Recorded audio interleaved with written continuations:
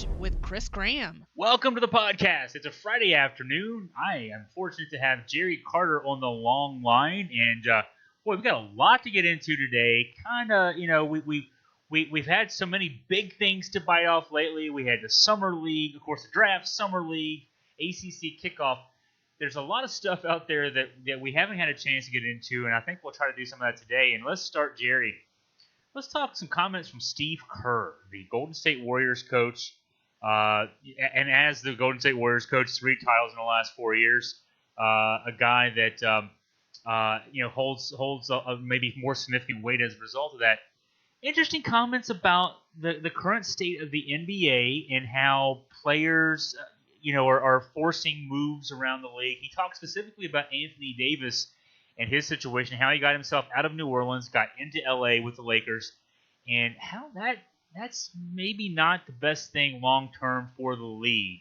Jerry, these were some provocative comments, and I think to a great degree, Kerr's right on point. Yeah, I have to agree with Kerr, which I do probably 98% of the time. I think that of all of the coaches in the NBA, he's the one most in tune with the reality of it all. And he didn't just say a blanket statement, Chris. He actually went into some pretty detailed thought process. And he talked about, it's good for the league when people play their contracts out. He used Durant. He has no issue with Kevin Durant. Kevin Durant came to Golden State when he was done in Oklahoma City. He left Golden State when he was finished there. He used LeBron for an example of somebody who, hey, once you sign the deal, this isn't about free agency. This isn't about loyalty to your team. This is about the biggest difference with an NBA contract. Hashtag John Wall. It's guaranteed. John Wall's going to make $41 million this year to stay at home. And Kerr believes that if you sign the dotted line, and unlike the NFL, where the money, unless you're a few players now have actually signed fully guaranteed contracts, but it's a situation now to where he believes that if you put your name on the paper, that you owe it to the team to fulfill the contract. And it was a situation, and it was kind of, Anthony Davis got the lead to it, but Paul George's situation was rather interesting as well, in that Paul George talked about, in his press conference, talked about it being a mutual decision where Oklahoma City was concerned. And I love the fact that the GM actually had to stand up and say, yeah, I can't really agree with that statement. We did not go into the offseason thinking, boy, we've got to get rid of Paul George. So Anthony Davis got the lead in that, but the situation as well where Paul George is concerned. And you and I talked about a lot of how good it was for the NBA, all of the player movement, all of the things bouncing back and forth. And I remember back to the night that free agency started. Okay, you and I, we were again by text message, noticed that the second that the gates opened, they announced like 30 deals. So now, again, Adam Silver, I love Adam Silver with his Duke degree, and it's a situation where now they're talking about, they're looking into investigating how many of those deals were done ahead of time. So it's a couple of interesting things, and the Paul George deal actually allowed the Clippers to get Kawhi, and it's going to be interesting to see. But I have to agree with Steve Kerr that if you're talking about signing a piece of paper where somebody's going to give you $200 million, yeah, I have to believe that you've got to perform as long as you're healthy. And as long as you have the ability, I think you do owe it to live out the contract, and then in a situation when you're done, go to the next place. So this is one where Steve's concerned, and I got to say, attaboy for saying it out loud, because I know a lot of people were thinking it. But what is your take on the process? You remember that night when, again, whatever the official time was, our phones just blew up.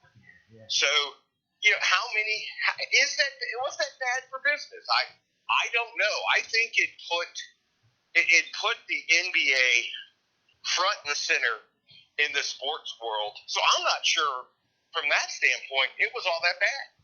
Yeah, and I would say this: to me, the Davis and George situations are very different. Davis, you mentioned that he was a healthy player, and back in January and February, he was trying to engineer a trade mid-season by threatening, "Hey, I won't play, hard," or whatever else he was threatening. He was trying to threaten a trade to the Lakers mid-season. It was before the All-Star break, but the trade deadline I think this year fell before the All-Star break, right around that time, anyway. And then when he wasn't able to engineer that trade, he mysteriously got shut down, and they didn't play him very much. And then they decided to just stop playing him entirely because if the Pelicans were going to trade him, they didn't want him hurt. They didn't, the DeMarcus Cousins kind of thing. Not that they were trading him either. 12 months before that, they were a franchise that had two of the stars in the NBA, and I guess they kind of learned their lesson, though. When Cousins got hurt, they lost him as a free agent. You don't get anything in return when a guy gets hurt. So let's make sure Davis doesn't get hurt. But that said, he did that mid-season. And yeah, he had time on his contract. George, of course, famously last summer, re-upped with Oklahoma City. Pat himself on the back for having done so. And then this year engineered a trade. But at least it was in the offseason. He did play the whole year. He didn't threaten to sit out. He didn't sit out. He played his butt off, was a top 5 guy in MVP voting. And I'd say this about trades and engineering trades. Teams have the right to trade guys anytime they want to. And the trade deadline in February is always an important time, too, because you see some contenders will pick up an extra piece or two. Sometimes they're big trades. Tobias Harris this year going, I think it was from the Clippers to the Sixers, was a really big deal for the Sixers. And so if teams can trade a guy mid-season, they're not living out the contract. So I don't see that any different than a player trying to engineer a contract. The Davis one got under my skin because he tried in the middle of the season to engineer a trade, failed, and sort of took his ball and went home.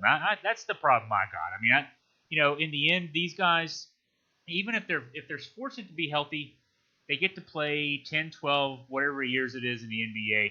I don't know. I wouldn't want to, have to waste a year or two playing somewhere if I felt like the situation was changed. I want to play somewhere else. I mean, in the work world, if we in the work world want to do that, almost all of us get to change jobs. And again, I think what helps make this a little different is NBA teams are always trading players, and so it's a little sanctimonious to say that guys should just live out their contract. If that's the case, then teams shouldn't trade players unless both sides mutually agree all the time. It is funny though that George, it's weird with George saying that he wanted to portray it as a mutual agreement. I don't know if I'm Oklahoma City that I don't feel like they weren't going to go any further. I hate to say they weren't going to go any further with Westbrook and George. We kind of saw that this year. They had 2 years with that grouping, and it didn't do any. They couldn't get past the first round. So, yeah, the next couple of years are going to be tough. But they got all those picks. They can rebuild. Good for them. That wasn't the plan going into the offseason, but I think it works out well for Sam Presti and his group. But yeah, disingenuous of George to say that too. Yeah, absolutely. Oklahoma City, how quickly they responded, and they got a king's ransom. Yeah. And I absolutely agree. They had hit the ceiling of what they were going to accomplish there. And kudos to that organization. As much as I still, to me, they're always our Sonics. This is going to be their first rebuild, Chris, since they left Seattle. Yeah. They've actually been able to maintain things at a pretty remarkable pace. And again, there's been columns written about how is it that you had Durant and Westbrook and Harden and all of these various pieces, and never. He did play for one championship, but they sustained a very entertaining decade there. And while we're talking about the NBA, because the next one that came up is with the World Games coming up. We're seeing a flock of people that are actually taking themselves out of the equation. And it was interesting for me because it came into a different light in the fact that some of these people coming off the list actually put JJ on the list for the first time. And he actually he was one of the people that benefited from some of the players backing out. And so with JJ being in the mix, talking about Redick, it was a situation where it made me look at it deeper. And JJ's always been very, very family oriented, very much about his children. And he was talking about, hey, I would love to do this, but he goes, we're in the process of relocating to New Orleans and getting everything set up. I don't know how much time that I want to spend away from my family during this process. And it also brought back to the same thought to Kawhi talking about the end of the day, I wanted to go home. My nieces and nephews are growing up, and I'm not getting to be a part of it. And listening to those two completely different players, it brought a thought process in my head, Chris, that I normally don't really consider. We see these people almost like Marvel comic characters. They can do all of these crazy things, but at the end of the day, they are people. Yeah. They're people with families and family commitments, and when I was so excited when I saw Redick get the invite, and then I read the story, and I'm going, well, I would have never thought about that. You're seeing players drop, and they're all dropping for different reasons. And it brings into mind, listening to some of what Kawhi was saying, that they are, at the end of the day, their dads, their husbands, their uncles. And a lot of that doesn't come into the forethought to the average fan. They see them, again, as larger than life. I did want to sneak in one other NBA note, which I thought was pretty cool. And one of my all-time favorite ACC players, I don't know if you saw that Tim Duncan has agreed to join Pop's staff down at San Antonio and be an assistant head coach. I was wondering what's your thought on Tim coming back out to help Pop. Oh, yeah, I was surprised by that news, only because, often guys who go into coaching are the guys who, I'll use Tony Bennett as an example. Tony Bennett played 3 years in the NBA, so he played in the NBA, but he didn't play a long time, didn't make a lot of money. He made good money in those 3 years, but didn't make a lot of money, and he knows the game, and so he got into coaching. Tim Duncan made some money in the NBA, so he doesn't need a job in that sense. And for so many of those guys, when they don't need a job, they love the game, obviously. Tim played for a long time. He played 4 years at Wake Forest and maybe 18, 19 years with San Antonio. He played for a long time at a high level. But, a lot of those guys end up, gosh, I got free time now. Maybe I'll go into some business ventures. I'll just do whatever. You get back into the NBA as a coach, you're back in the grind.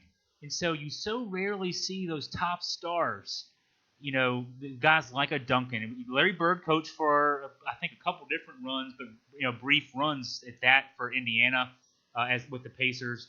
Magic Johnson tried a couple of very brief times coaching the Lakers. I think Isaiah Thomas had a couple of runs, not successful runs, as a head coach in the NBA. But for the most part, the guys who end up in those jobs are those who they weren't the star level players. They were smart players, and they learned a lot about the game, and they loved the game, and they also didn't make enough money necessarily that they could just retire and live and go off in the sunset.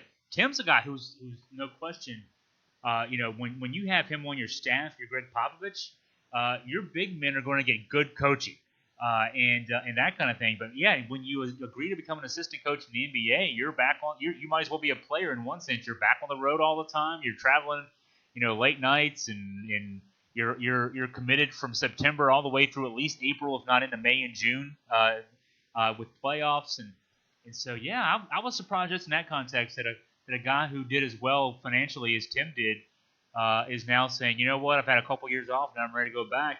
Patrick Ewing was another one who surprised me that way. Maybe Chris Mullen, who's now gone from St. John's, but guys of that level don't usually come back and do that. So Tim must have an itch he wants to scratch, and he's going to be scratching it with Pop. Well, it's interesting because I always knew, the combination down there, and one of the coolest people that I got to hang out with in person in my sports time, and it's true, Duke, but David Robinson. David Robinson and Tim Duncan were just one and the same as far as how they represented themselves and how they represented the team and the city. So it was a pleasant surprise because I'm with you. I was thinking that Duncan was going to, again, enjoy the rest of his life. But it was kind of funny.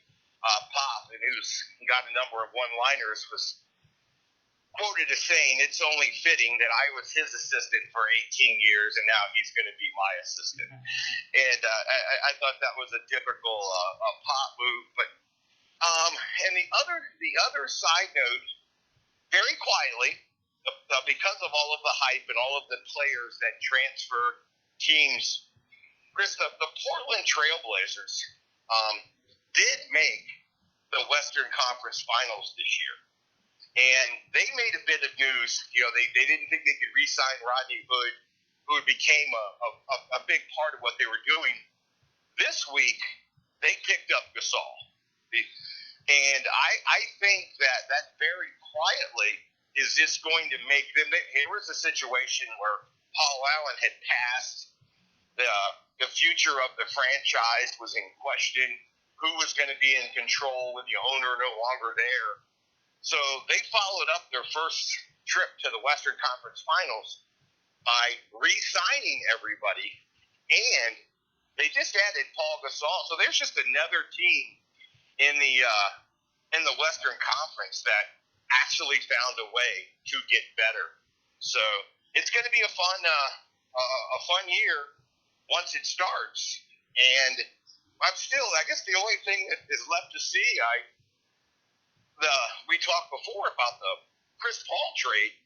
I'm no longer as adamant about the fact that it's going to happen. There's talk about, well, one, I just don't think they can make the numbers match. But there's talk about him actually staying in Oklahoma City at least for a year, and that'll be an interesting watch with that group there. But a lot of NBA action, a lot more than normal, and I think they did their fair share to, I want to say, compete with the Major League Baseball season as far as the attention span of the sports fan out here. So that part's been kind of fun. I'll equate it more maybe to the NFL in the offseason. The NFL in the offseason, NFL Live runs on ESPN every day, 365 days a year. They get their own show on ESPN every day. After the season's over, you get the draft talk, and when the draft's over, you got mini camp, and when mini camp's over, you're thinking about the big training camp. So there's always something to talk about in the NFL. The NBA, after the season's over, the draft is usually a week later or less than a week later, and then it's usually quiet. I mean, the last couple of years you've seen ESPN broadcasting more summer league games, so us junkies can watch 1 and 2 year players and rookies, go out there and ham it up in Vegas and various locales, but that's just for us guys. And then otherwise, for the most part, the free agency and the trade part of July is usually pretty quiet. I mean, LeBron James every couple years or every 3 or 4 years changes teams, but other than that, it's usually pretty quiet. This year, this was This was like the NFL offseason on steroids because it all happened. The NFL offseason is from February until July, and now we're getting training camps getting started, and so now we have legitimate news, if you want to call it, covering training camps. But for 5 months, there's a trickle here, a trickle there, and then there's a draft, and there's another trickle or two. But the NBA this year, between the draft in late June and then the free agency and trade stuff going on in early July, there was 5 months of activity in about 2 weeks, and that's probably why our heads are still spinning, making sense of it all. Because now it's gonna be quiet, Now baseball's taking back over, and now football with the training game. But boy, basketball did its best for 2 weeks to captivate us. It was almost like we're just waiting for the latest Woj bomb, and it was kind of fun. For me, in the end, it was fun. There was a couple of questionable things, whatever, but it was fun. I have to say. Yeah, it was interesting to keep up with, and talking about Woj and ESPN. I wanted to get your take on something here. And again, they have too much time on their hands when it comes to ranking things. But did you notice that when they ranked the top 10 schools across the board by position, that UVA made the list in the number 9 spot as far as being tied into U? Yeah, I didn't know, A, if you saw that, and B, if you did, what was your take on that? Tight end U, huh? I mean, the only one I can think of is retired now in recent vintage, Heath Miller. I mean, so was this a ranking of going back into history, so to speak? Yes. Okay.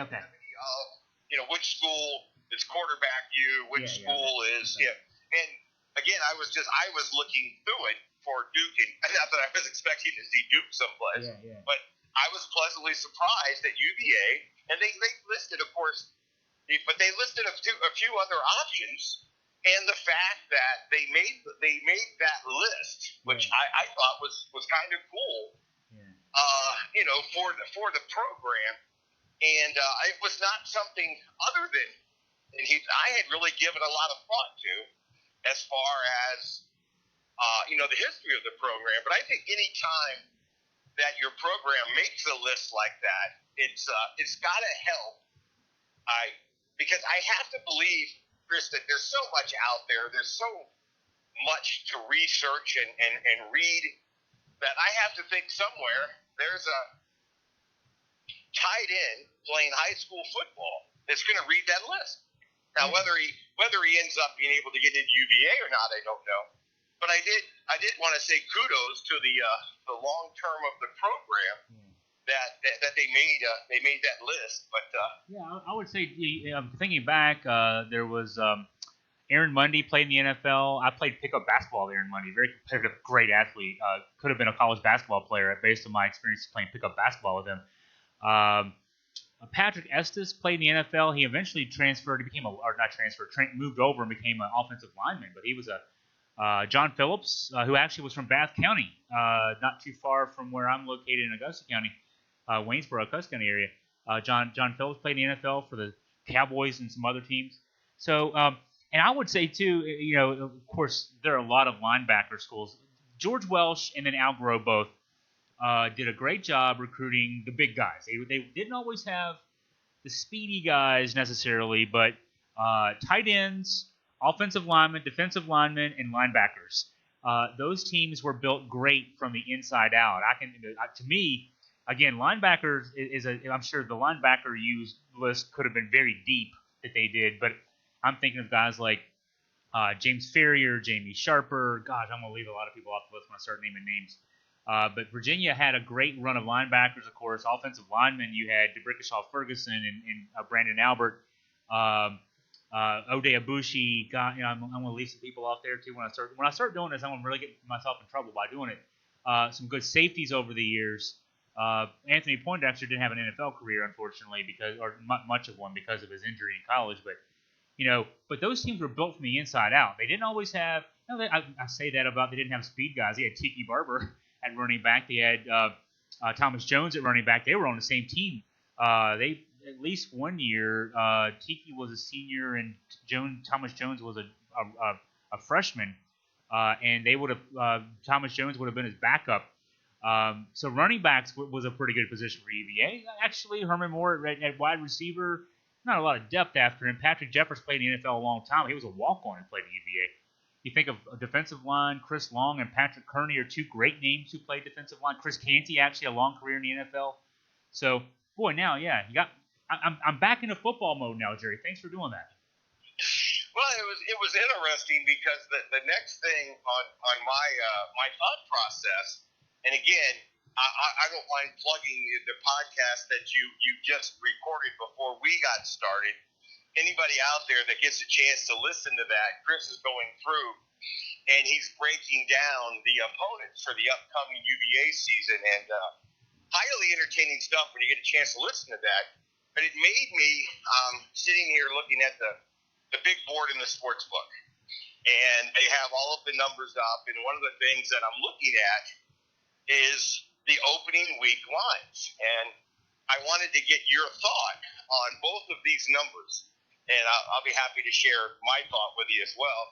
Obviously, the two numbers I'm looking at is Duke, Alabama, and Alabama is a 32.5-point favorite, and UVA Pitt, and UVA right now is listed as a 2.5-point favorite on the road. So take your pick as to which one of those you wanna dissect first. I'll be anxious to hear. Well, let's start with the UVA, just because UVA still in the head after talking an hour before we did this podcast about UVA. That's interesting. 2.5 on the road. That says that at home, Virginia would probably be a 8.5 or 9-point favorite, because they usually give 3.5 for home field advantage for a team in college football. So that's fair. Pitt has issues. I mean, everybody's got issues, but Pitt's got a new offensive coordinator, Mark Whipple, coming in. So there's a little bit of an advantage there. I think I talked about that on the previous podcast I did today. The little bit of advantage there is it's week 1. You don't have preseason tapes to look at. So what Mark Whipple does generally with his teams. You can look and see, I'm sure part of the study that the UVA coaching staff did this spring and this summer getting ready for Pitt would have included reviewing play calling from Massachusetts games the last couple of years. You've got an existing quarterback back, Kenny Pickett, but he needed some work. I mean, he was looked at as a weak link on last year's team. Probably one of the reasons Kenny Watson was let go. I think I've got his first name right. Watson was the coordinator last year, was because Pickett didn't develop enough in the mind of Pat Narduzzi. Junior quarterback, though, starting experience, so at least he knows how things work. He'll have a new coordinator calling plays, getting him ready for things. They do lose, their two big running backs, four members of their starting offensive line. They were a tough team built on their running game, and you've got a lot of change there. And so that on the other side of this, though, Pitt is a team that dominated Virginia the last couple of years. The last time they played in Pitt at Pitt 2 years ago, I think the final score was 31-13. Last year, 23-13. But Virginia comes back as loaded for bear as anybody in the country, in my opinion. I mean, I know I'm biased, but you come back with the bulk of your defense back. You got the best quarterback in the Coastal Division, in my opinion, the best quarterback in the ACC. I voted him first team All ACC over Trevor Lawrence. But you've got Bryce Perkins back. You got that defense back. Whereas Pitt has a lot of change. I can see Virginia being a favorite. From a betting standpoint, that's a safe bet, because you're just saying it's a field goal game, basically. All you got to do is think Virginia's 3 points better. You can cover on that. So I'm not a betting person, but I would say that at this point, this far out, would be a pretty safe bet. And 32.5. which way do you get it? With fictitious money, but which way do you put your money down on a line of 32.5? I'd probably put it on Alabama. I hate to say it, Jerry, because it's Duke. But, Duke's got the issue it's got, and I love Duke because you've always heard me say this. I said it on the previous podcast today. I've said it a million times. I think pound for pound, and I said it today, dollar for dollar, David Cutcliffe is the best coach in the ACC. He gets more out of his guys. I use the Bum Phillips story from back in the 70s when he butted heads as the coach of the Houston Oilers with the Pittsburgh Steelers and Chuck Noll. He said about Chuck Noll, he can beat you with his'n and he can beat you with your'n. David Cutcliffe. I'm sure you give him any team in the country, he can win with them. But he's got a new quarterback. Daniel Jones is not back. You got Quentin Harris. He likes Quentin Harris. He's a fifth-year senior. He started a couple games last year. He played in all 13 games in some Wildcat packages. He would get 8 or 10 snaps a game. So he's not an inexperienced new quarterback. He does have starting experience, has a lot of game experience, but it's different. And Duke's defense is going to be pretty good, but Alabama, I think Alabama's going to come out. They are still stinging from that beatdown they suffered at the hands of Clemson last year in the championship game, and I don't know that Saban's going to pull the throttle down after he gets a big lead in this one. I think he's going to want to prove a point when he gets a chance to do so. So maybe in a normal situation, week one, you might see Alabama get the big lead and kind of let off the gas pedal a little bit, but I'm not sure he's going to do that in this one. I think that he's going to want to kind of make a statement that his team is back after that just horrible beatdown they suffered at the hands of Clemson last year. Yeah, I think that's a pretty safe statement there. And what was interesting to me about now when Duke took their turn and won the division a few years back, Chris, in my mind, it was very similar to UVA's opportunity this year. The door was open. There was some teams that were having a down year or a rebuilding year, and kudos that Cutcliffe was able to get that done. And it was a situation to where they had a great season, but then ran into Florida State in the conference championship. It's a situation to where I think it's UVA's opportunity here is very similar. The difference is I think UVA might have a shot to sustain it. It's a situation to where we don't know. I think the wild card in this year in our division is going to be Virginia Tech. It's a situation to where, and you did a great job of breaking it all down. We don't know which Virginia Tech team is going to show up. It's going to be interesting in the fact that you mentioned the non-conference schedule that they have.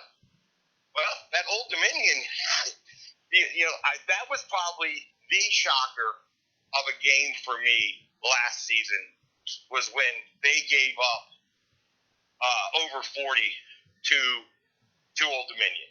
So I do think that Virginia has a great opportunity here, and in my mind, I think that Virginia Tech could end up 9-3 or 6-6, and it'll be interesting to see which way it plays out. But while we're talking about Virginia Tech for a second, I got to switch gears because over the years that you and I have talked, I have to think we agree on 90% of what we're thinking. And I think we have an exception here, and it's going to be interesting to see which way it plays out. Where Virginia Tech's basketball team is concerned, I'll go out on a limb, and I'm not going to predict a Final Four bid or a national championship. But we had spoke earlier in the year, and you talked about that you think that Virginia Tech is going to be possibly down for the count. And I want to believe that they've got the right guy. They got a guy who's not going to leave, and he just needs a couple of players to believe in what he's offering. And I thought they took a gigantic first step this week with, and I hate the fact that they took him from Chris Collins at Northwestern, but they were able to sign Chris, one of the leading scorers in the state of Virginia, Joe, and I'm going to try to say the name correctly, Bamasile. And you're a lot closer to the trail there. How much of a wave did it send through from a basketball standpoint that they got a top 100 player to sign? It is noticeable. It is also a kid that UVA wasn't recruiting, and the fact that he had committed to Northwestern tells you that he's a good student. and can get into it. If he can get into a Northwestern, he can get into a UVA, and UVA wasn't looking at the kid. Now, that's not to say, not to cast any aspersions on the young man, but UVA from a recruiting standpoint is the next couple classes very deep at guard, so there could have been other issues there too. But I mean, yeah, he's a top 75 recruit from what I've seen. When you sent me a text about that yesterday, I looked up. I hadn't seen the news myself. I've been so immersed in football the last couple of weeks. Yeah, it's a huge get. It's a huge loss for Northwestern, as you talked about with Chris Collins. He was the only guy in their recruiting class for the 2020 year, and then yeah, for the new regime at Virginia Tech, it's a building block. At some point, you just need something to go your way to get things started. Kerry Blackshear Jr. leaving was a huge loss for Virginia Tech, and I think we knew all along it was going to happen, but that was probably the most important recruit for the new staff. Just because, I mean, Blackshear going to Florida now instantly makes Florida a favorite in the SEC. He's that good. I've loved Blackshear the last 3 years. The last 2 years, he's been, in my opinion, I've voted him first team All ACC. He's that good. He's a classic big man. I'm not sure how his game translates to the NBA, but man, at the college level at 6'10", his ability to pass the ball, he can make the three-pointer, he can dribble drive well enough to get to the basket off of fakes on threes once he gets people respecting that three. It just kills Tech this year, at least for the 1 year. It kills them not to have re-recruited him back. But that is what it is. He was probably 1.5 feet out the door as soon as Buzz left anyway. So it's not like you necessarily lost him. You just had a chance. You had the advantage to re-recruit him, and you just lost it. So, but anytime you look at a program, I mean, the Duke story really well. Johnny Dawkins, an important early recruit. You look at Virginia, Malcolm Brogdon was an important early recruit.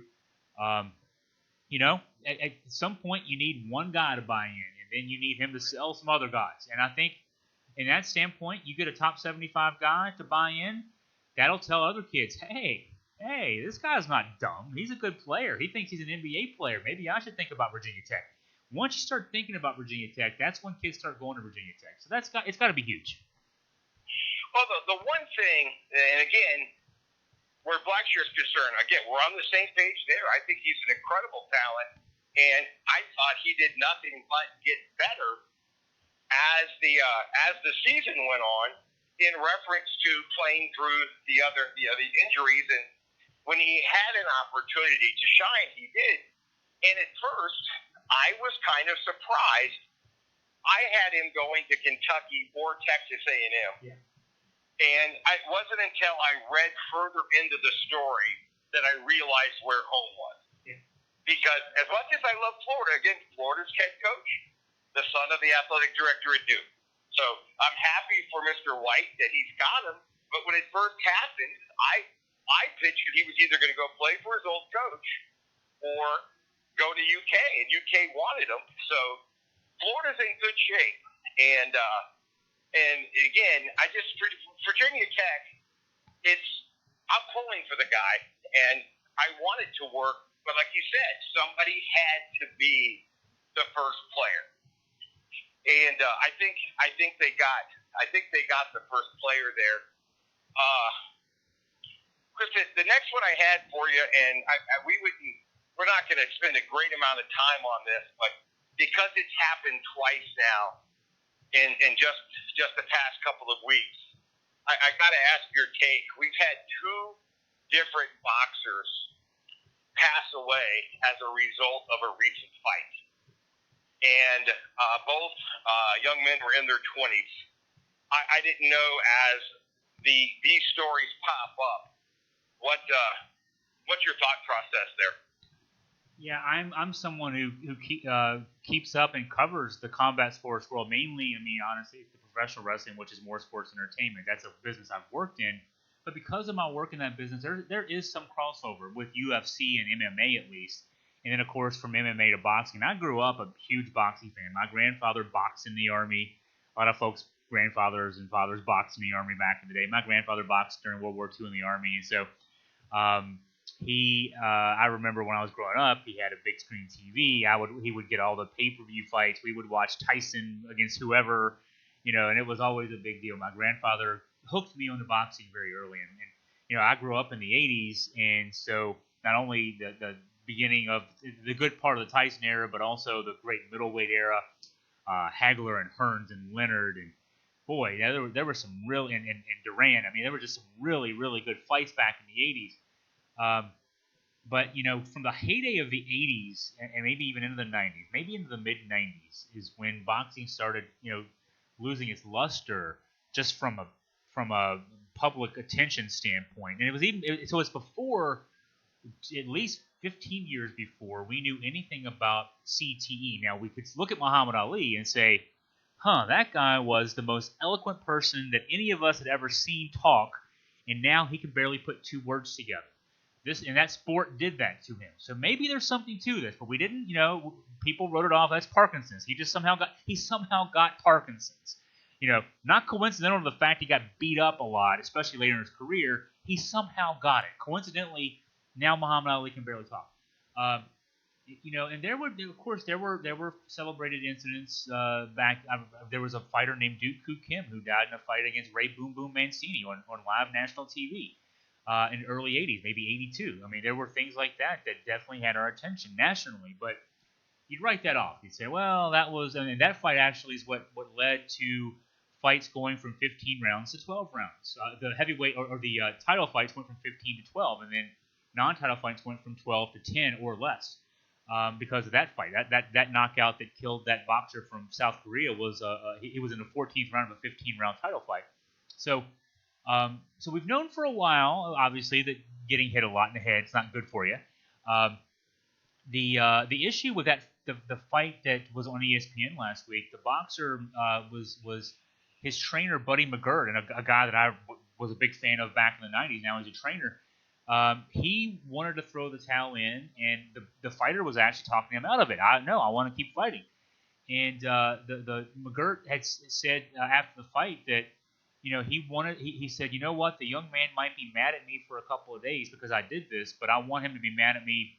I wouldn't mind if he's mad at me the rest of his life, as long as he has a long life. And of course, now the tragedy is he died a few days later. I have to say, you said you didn't want to spend a lot of time on this, but I have a lot of thoughts on this. MMA, UFC gets a lot of negative attention for being. A lot of folks who don't watch it closely call it, it's barbaric, because it's a mixture of the martial arts of the more Asian form of martial arts, Muay Thai, boxing, wrestling. You can compete in any style you want to, as long as you're within any of those styles and you don't gouge the other guy's eyes out or anything like that. But UFC especially gets it really, for the most part, does a great job. Their referees stop a fight for the most part as soon as a guy looks like he could be any sliver of danger. In boxing, the referees don't do a good job of that. They still don't. After all these years, they still don't do a good job of that. That fight could have been stopped 2 or 3 rounds earlier. And the other fight, I don't know that it wasn't broadcast on U.S. TV at least. I think it was an international fight. But the fight from last week that a lot of us talking about, the ESPN Fight Night fight. That fight it was a mismatch. It was a young man who was undefeated. He was, unfortunately for him, put in a match with a guy with a much more experience. He was in over his head, and he just wasn't competitive in that fight. But it does throw into question, how wise it is to put people out there and allow them to take repeated blows to the head, with what we know about brain injuries from CTE. So. I don't know if this will have any impact, beyond the tragic, unfortunate circumstances of this young man dying. But other fights in the past that have had the national and international attention this one have led to some changes. I would like to think that we can learn from this, maybe, and if not make the sport safer, at least just have the referees be almost hair trigger in terms of how they respond. When a fight looks like a mismatch, just call it. We don't need to have them actually bashing the kid's skull in. Let's just call it now and live to tell another tale. Well, it's really interesting, Chris, because, again, when one passes away, your first thought is, okay, well, that's one out of how many fights and how many gyms. When it happens twice in such a short period of time, somebody somewhere has got to be sitting behind a desk saying, we have to address this. We have to. We have to figure, whether you agree with them all or not, the NFL, once the concussion issue became more and more apparent, they started making some adjustments. They started trying to do things to prevent things. And I have to admit, even myself, when the first one happened, I stopped for a minute. I paused. I go, that's sad. It's sad that happened. And then before the dust settles, it happens again. And I got to admit, I appreciate the thought process of tying it back to having a referee understand what their job is in that situation. Because I go back to when McGregor was fighting Money. He was fighting Money, and they called the fight, and Connor was talking about, dude, what was that? He goes, I compete in a sport where they, if something's not hanging off your body, you keep going. And it was interesting to me because I don't follow the sport as much as I used to, and you mentioned a lot of the same boxers I grew up watching, but it's a situation to where you have to ask, seeing the replay of it, what was somebody thinking to the point where, again, I just feel like with back-to-back deaths like that, it's going to have to cause somebody to stop and say, hey, we've got to do something here. The question is where is the pressure going to come from? Yeah. That's the bigger. I would throw another example in on the other side, and kind of talking about UFC again. And there's a lot UFC can be rightly criticized for in lots of respects, but and I can't think of the fight. I was watching their fight night last Saturday night. And there was a fight that ended pretty early. And what happened was the one competitor was more of a wrestling-trained guy, and he went for the leg, as they say when in wrestling circles. He went for a takedown with the leg, and the person he was in the match with was more of a stand-up boxer, and he avoided the leg sweep and started throwing punches. And the wrestler kind of went into his guard. He's sort of on his hands and knees and trying to kind of just cover up, while the boxer then gets on the ground with him and is just punching away. And at one point they counted 31 punches in a row where the wrestler took the shots. Now I'm saying when I'm watching it live, hey, this fight should have been stopped 20 punches ago. Then you watch the replay. A lot of the punches were glancing off his shoulder. They weren't. Maybe a couple of them hit him in the head. They were glancing blows even then. So it was more of an issue of. So when the referee did stop the fight, it was more an issue of that gentleman wasn't protecting himself. He was just kind of letting the guy punch himself out, Muhammad Ali rope-a-dope style. But when he didn't defend himself after about 30 seconds, it didn't appear he was defending himself. He gets up, kind of like you talked about Conor McGregor. He gets up like, why did you stop the fight? This was my strategy. But your strategy can't be let the other guy hit you with impunity. And so, but the referee did his job and he stopped the fight. And so that referee is trained. Hey, these guys need to walk out of this ring. They need to get home tonight. They need to wake up tomorrow morning. And so that's, you asked the question, Jerry, though, where does the impetus come from? Nevada, where you are, actually has Nevada and New York, but Nevada even more than New York. The state athletic commissions in those two states sort of run boxing and MMA. They set the standards that the rest of the country, because so many big fights happen in those two states, mostly Nevada, but New York also. So many big fights happen in those two states that other states have just said, you know what, whatever Nevada says, we do. So the Nevada State Athletic Commission needs to look into this. And the pressure's on. I mean, with two high-profile deaths in just a few days, the pressure's on to figure out what the causes are. Some of the causes are, we've seen this addressed in the past, just the training methods, what fighters do to cut weight.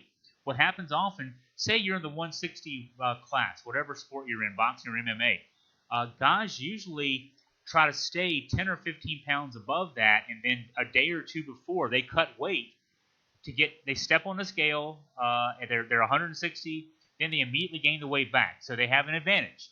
I'm in the 160 pound class, but I weigh 175 pounds. But that process of cutting weight and gaining weight back can be dangerous from a dehydration standpoint. It can cause some issues.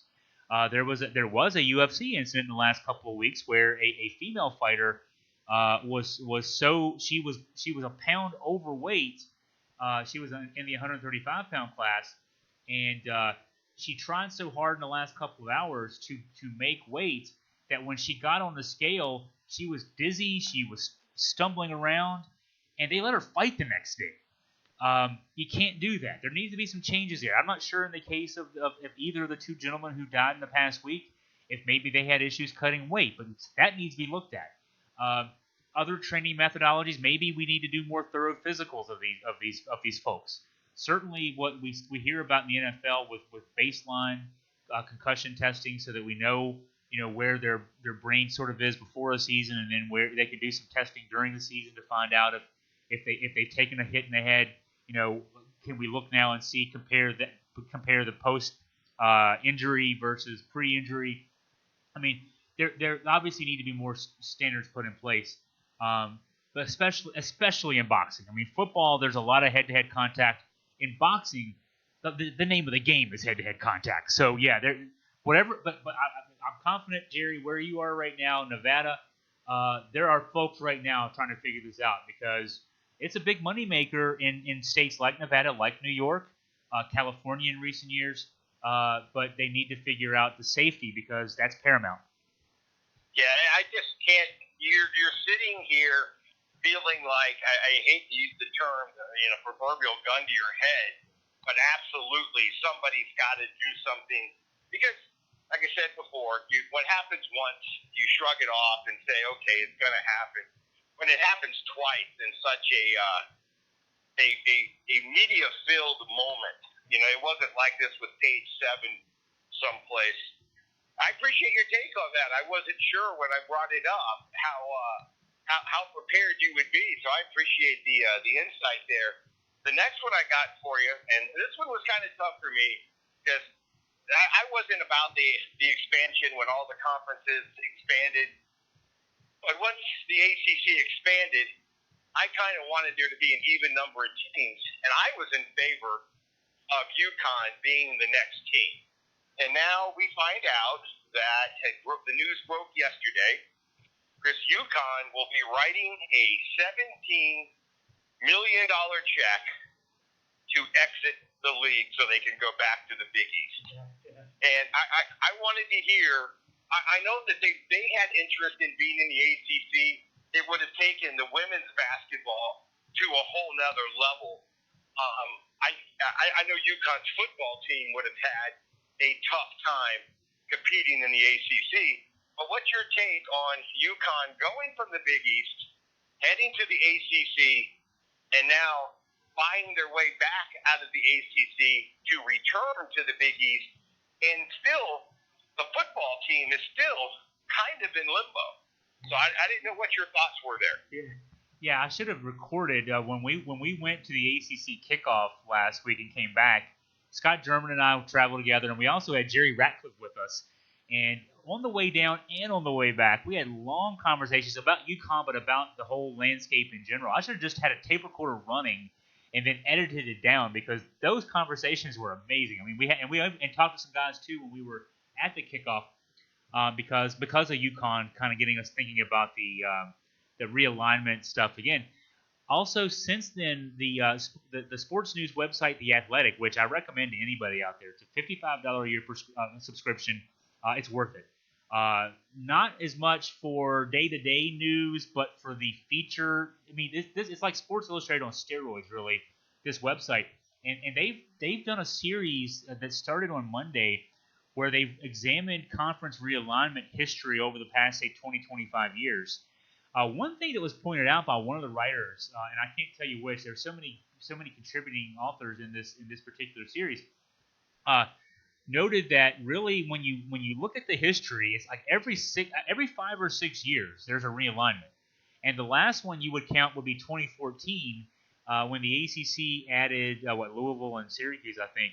So we're pretty much like in a year or two due, if you want to say, just based on that timeline. What holds that up a little bit, though, and I'll get to the UConn in a second, Jerry. I'm kind of getting there. What holds that up is that conferences have gotten a little smarter to protect themselves. For example, the ACC had all the member schools assign their media rights all the way through 2035. Essentially, if any of those schools tries to leave the ACC and go somewhere else, the ACC holds their media rights. The ACC makes their TV money, so you can't leave. Essentially, you can't leave until 2035. Now, so the ACC is locked in. Nobody's leaving the ACC. The ACC might gain somebody, but nobody's leaving the ACC until 2035. The SEC and Big Ten TV contracts come up like around 2023 or 2024, roughly around the same time that the college football playoff TV contract comes up for renewal. So we can expect maybe we won't have the 5-year turnaround like we've had the last 3 or 4 cycles, but in 2 or 3 years, we could hear a lot more talk about not just UConn going to the Big East, but we could hear a lot of talk, maybe even a revival of the talk about the 4 16-team super conferences we heard bandied about 5 or 6 years ago that never materialized. But they still could. The Pac-12 now still wants to expand. Actually, the Big 12, the Pac-12 and Big 12 actually may be fighting the heck out of each other the next couple of years. There seems to be, at least from the reporting by The Athletic, that those two conferences sort of want to poach people from each other. The Big 12 has interest in Arizona and Arizona State and Colorado. The Pac-12 still has interest in Texas, Oklahoma, Texas Tech, I guess it is. So the jockeying back and forth between those two could border on the hilarious, because if the Big 12 goes away, for example, then what happens to West Virginia? What happens to Kansas? Do they go to the Big Ten? Do they become the other members of that super conference? Does the ACC get somebody? So there's a lot of talk about this now. There's going to be a lot more. UConn specific. It makes sense for them. Jerry, I would bet this. One of two things is going to happen, and I think it's going to be this one as far as football goes for them. I would think that the money tells me that they're going to go back to 1AA in football. They've not been competitive. They had the one New Year's Day bowl game in Randy Edsall's first turn that was sort of the biggest accident of history ever. They had a 3-way tie at the top of the Big East, and they happened to get the tiebreaker, and they got killed in the bowl game, and that's the end of UConn football history. They've been abysmal ever since. They don't make money. They don't fill that small. They don't even. Their stadium capacity is around the size, maybe 25 to 28,000, and they barely reach half that. They're not making money on the field. They're not competitive, and all they really do. I mean, if you're UConn and you have a great women's program, and you've had past tense, but you can have again a great men's program. Why not be like VCU? VCU doesn't have football. You can make money in the other sports and don't waste money in football. So the move to the Big East kind of signals to me that they're thinking about either the 1AA route or just jettisoning football completely. It doesn't make – okay, I'll let you go ahead, but it doesn't make sense to be independent at that level. UMass can tell you that. So, yeah, I think it's probably going to be the 1AA thing. Well, it's funny. I was sitting there just smiling because I'm going, you saw the interviews with Gino. You saw the interviews with Hurley. And they're ecstatic. They're ecstatic to be returning to something that they think is going to further their programs. I didn't get to catch the interview with the football coach. Yeah. I'm sitting there in my mind. He's going, say what? Because you're just talking about they're at an in between, and VCU is a great example. You're in a situation to where you don't have to have the sport, but which is worse, to not have the sport or to have the sport in a manner that cannot compete and cannot put people in the stadium. I really appreciated your segment with Mac Brown is concerned, and we talked about that. Mac Brown, for a year anyway, is going to put people in that stadium. You know, there's going to be excitement on Saturday afternoons or when it's not Friday night. Yeah. I feel like that UConn making that decision was a death blow to the football program. I just don't know. You know, so now you're writing a $17 million check to get out, and you basically have sent your football program to the firing squad. Yeah. So in that scenario, how bad did they want out? I mean, if you combine those two things, you're sitting there, and I do think Hurley, again, partial ties to Duke, to his brother. I think Hurley is gonna get it done. Yeah. I just feel bad if you came to UConn as a football player. It's kind of like what Temple went through last year in the bowl season when they actually had 4 different coaches inside of a month. Yeah. You're just sitting there going, this isn't what I signed up for. Yeah, I wanted to sneak a few more in real quick because I'm interested in your take on this one. Sad to see Louisville had a big loss this week. One of their prize recruits, their guard David Johnson, is the term they're using is he's going to be out for months. And you hate to see that happen. You hate to see anybody get hurt. But when you're in the process of the excitement that I'm assuming the young man has, you're coming onto campus, you're fired up about being a part of something, and he was going to start for them this year. So they actually have a major setback. And again, being further removed on the West Coast, was that news in your part of the country? You know, we're getting ramped up for football, but yeah, I mean, in one sense, those of us who for whom basketball season has not ended yet, I'm sitting here at a desk recording this podcast with a bag full of confetti from the Final Four looking right at me right now. You know, when I was driving back from Charlotte last week, we know that we'll be going back to Charlotte the first week of October for the ACC Operation Basketball. So, you know, yeah, Louisville was looked at potentially as a favorite in some people's minds in the upcoming ACC season. So losing a key player, yeah, that will impact that. You know, there are questions about Duke. Duke had another solid recruiting class, not quite as solid as last year's historic recruiting class. So there are questions about Duke. You know, UNC lost some guys. They've also gained some guys, but there's uncertainty there. UVA certainly lost some guys and has some guys playing new positions. So kind of like my analogy about UVA football, sort of, you know, you're number one in the Coastal because you're unscathed and everybody else has some issues. Louisville came into the season, well, you know, you've got most of your guys back from last year and you're getting some new guys in, and all the other, your top foes are all going to be maybe a little diminished. So you have, maybe you're the favorite. Yeah, now this knocks them back. And so ACC Operation Basketball is even more interesting from that standpoint because, you know, I think that there had been some momentum, certainly from talking. The same people who were at the football kickoff largely are going to be the people at the Operation Basketball. There was some buzz about Louisville last week. Maybe now it's even harder to figure out who will be the favorite in the ACC going into next season. Yeah, I agree with that. I would have had Louisville penciled in my preseason thought process as the team to beat because of all of the other issues. I don't think our basketball teams are quite as beat up as the football teams, Right. But yeah, I think that makes a big difference. And talking about the Pac-12 for just a second, Chris, I wanted to give you an example of the difference. We love college football, but by comparison, the college football championship game by comparison to the Super Bowl. Okay? Now, last year, I play a little game when I'm bored. It's called If I Was Rich, Where Would I Go Today? And so last year, the national championship game was in the Bay Area, and, of course, it was Clemson, Alabama. And I was sitting on the island off the coast of Washington. I just priced what it would cost for me to fly to San Francisco and back, watch the game, and then spend one night. Okay?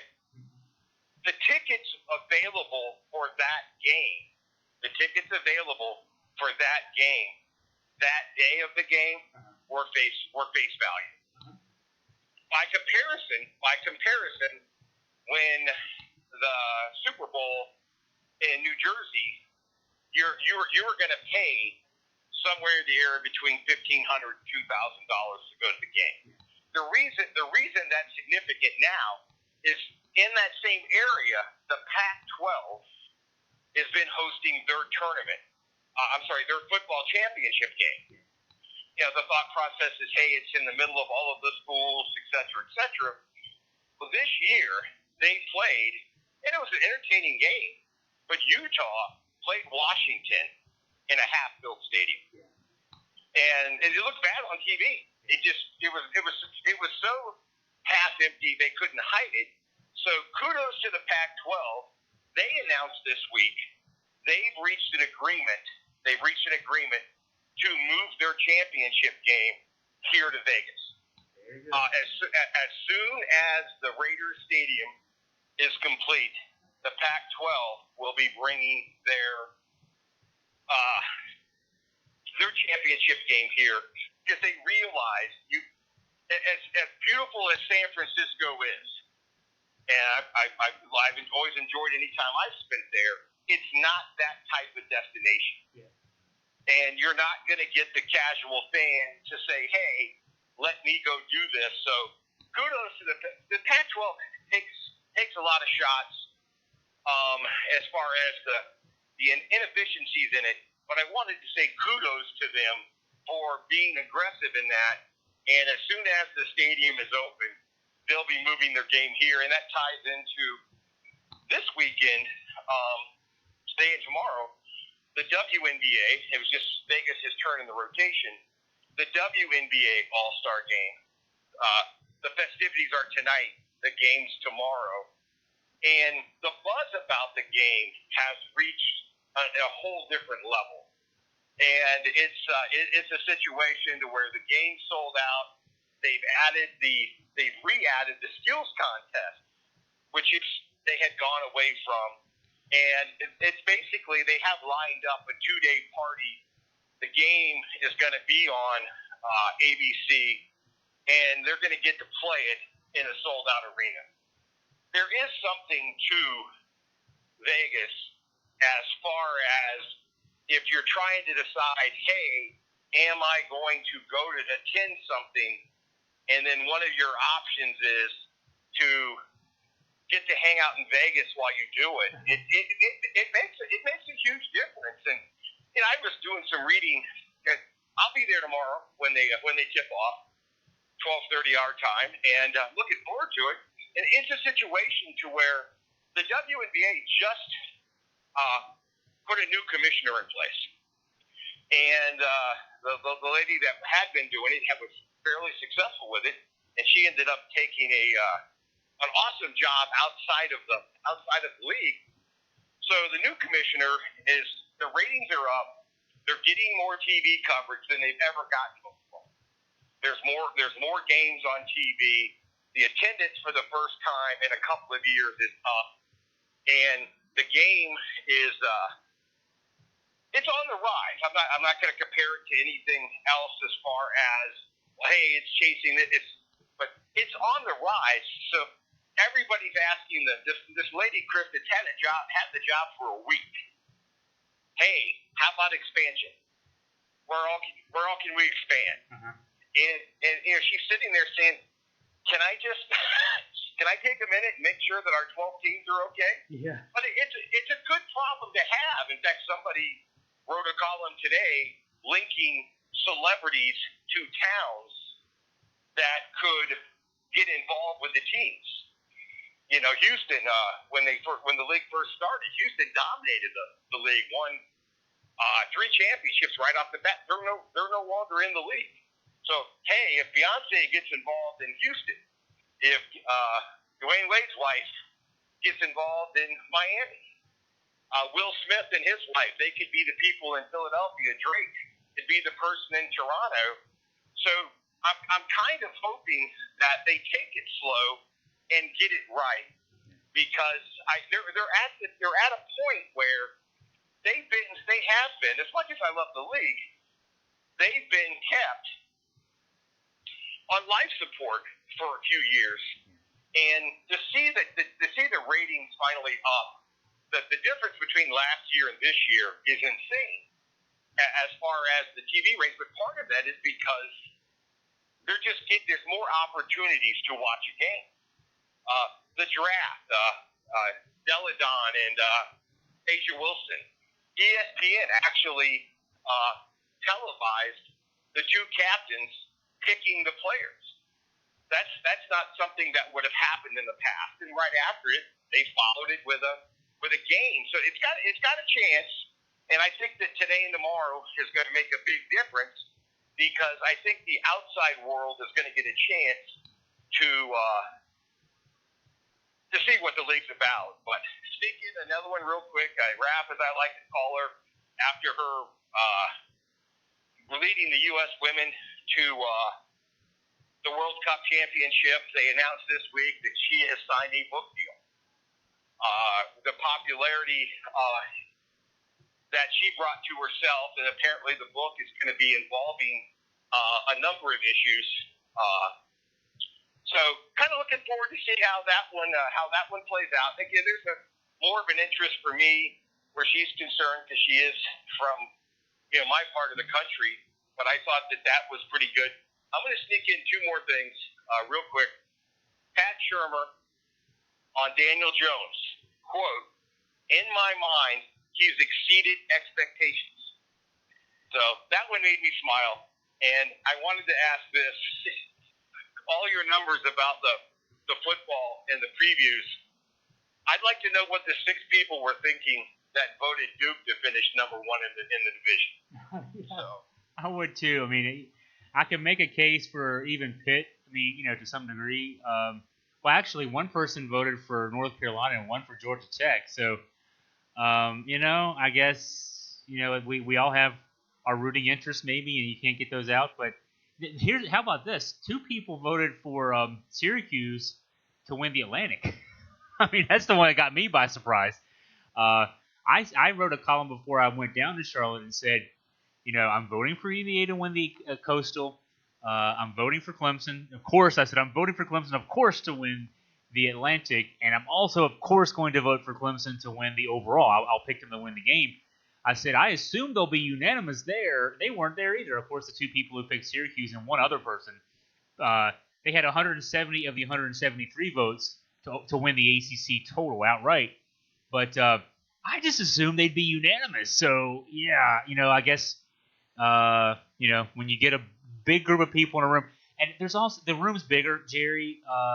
I looked at the last time UVA was ranked preseason, was voted preseason number 1 at all in the ACC. It was back in 1990, and there were somewhere like 40, 45, 50 votes. I think it was 48, the number I want to swear to, but there were 173 cast this year, so there's a few more people. I guess when you get a few more people in a room, some of them go off the walls a little bit. Yeah, don't get me wrong. I would have to say that I consider myself the biggest Duke football fan alive. I just, in no part of this conversation could I see myself saying, hey, they're going to win the Coast. I kind of thought it was unique that everybody got at least 1 vote. Everybody got 1 vote, yeah. And yeah. I'll say this too. So Scott German, when I texted him, because he's at the beach this week, and so he's in and out in terms of paying attention to things. I texted him when UVA the results were shown that UVA was the preseason favorite in the Coastal, and his text back to me was, and they didn't announce this till Tuesday. The vote on Monday was the release on Monday was for the ranking of teams, and then Tuesday they released the players. But Scott asked me on Monday, how many votes did Bryce get for Player of the Year? And his question was because he and I both voted Bryce Perkins Player of the Year. And our hope was it was simple. We don't care what the number is, as long as that vote number is better than 2. As long as there was somebody else out there that saw Bryce Perkins as Player of the Year, because we didn't want it to be a situation of Trevor Lawrence 171 and Bryce Perkins 2, and then we knew who those two were. As it turns out, in fact, Travis Etienne, the running back for Clemson, got 24 votes. Bryce got 6. So it wasn't just Scott and I. There were a few other people who saw someone else, but I thought it was funny that Scott's text back to me wasn't, hey, great, UVA's number 1 in the preseason in the Coastal. It was, how many votes did Bryce get? So we were paying attention to that. Two things to wrap up my end of it. It's been a fun conversation. The first one is update on my baseball. Man, Timmy actually, Chris, cut his hand in the outfield fielding the ball. Yeah. And is actually on the IL, so won't have any TiVo highlights to follow for a little while. It's kind of funny. It was the same time last year that he actually suffered the broken bone in his hand. So get well soon to Timmy. And the other one is probably my favorite. This ties into Virginia going to Charlotte. So I had never been to the Meet the Blue Devils event. So one part of the Duke football I never got to experience. And I'm in line, and Lynn and I are in line. This is a few years back. And I'm watching the players interact with the kids and how awesome they are. And the line for Cutcliffe is kind of long. So I told Lynn, I said, hey, keep our place in line. I want to go talk to some of these guys. So I go to the table where the starting offensive line is. And I'm watching them interact. They're not just signing things for the kids. They're asking them, hey, where do you go to school? Do you play football? What's your favorite position? What do you like about being here? It was all neat stuff to me. So when there was a break, the 5 offensive linemen are going left to right. I tell the first one, I said, hey, I'm a pretty big fan. I'm going to be in the stands this year for all 12 of your games. And the young man goes, sir, I'm sorry, but you've got that wrong. He goes, we're going to play in 13 games. And I smiled. I said, well, I like that. He's thinking we're going to a bowl game. The young man next to him, Chris, says, sir, my teammate's wrong as well. We're going to play in 14 games this year. And I smiled pretty big because in my head, I never envisioned getting that opportunity to go to Charlotte. And so fast forward, and the reason the line was so long to get to cut is he made it personal with everybody that came up there. Again, I ended up getting to have a 5-minute conversation, and it wasn't like we're big boosters or have, some kind of clout there, but he made you feel like you mattered. And I shared that story with Cut. And Cut looks at me and he goes, well, those young men are student athletes at a fine institution. They're pretty bright. And I was sitting there going, how awesome is that? He's actually okay. He's actually okay with his kids saying, I think we're going to Charlotte this year. Yeah. And it did happen. It was the year to go to Charlotte. And it was a blast. It was an absolute blast. And I will finish talking about preseason football by saying, I hope you get to experience that here in a few months. Yeah. It's a fun day, and even though we couldn't really stay on the field with probably the last most talented Florida State team out there, it was a fun day, and I'm hoping that you and Scott and Jerry and his son all get to experience that here in a few months. Yeah. UVA has never been in that game, so this could be the first time. It's the first time they've been a favorite since the divisional play. And so, yeah, we're looking forward to that opportunity at least. And I've become very familiar with Charlotte lately. We've spent a lot of time. The ACC tournament was there this year. Of course, it's where the bad thing happened last year that led to the good thing that happened this year. So, yeah, we've a lot of time in Charlotte. We love Charlotte. And I know we'll be back for Operation Basketball early October. Hopefully we'll be back in December as well. So looking forward to that opportunity. Well, Jerry, thank you for your time. We'll talk next week about the WNBA All-Star Game, among other things. I look forward to that. And so have fun with that tomorrow. Yeah, always a pleasure, Chris. Look forward to next week.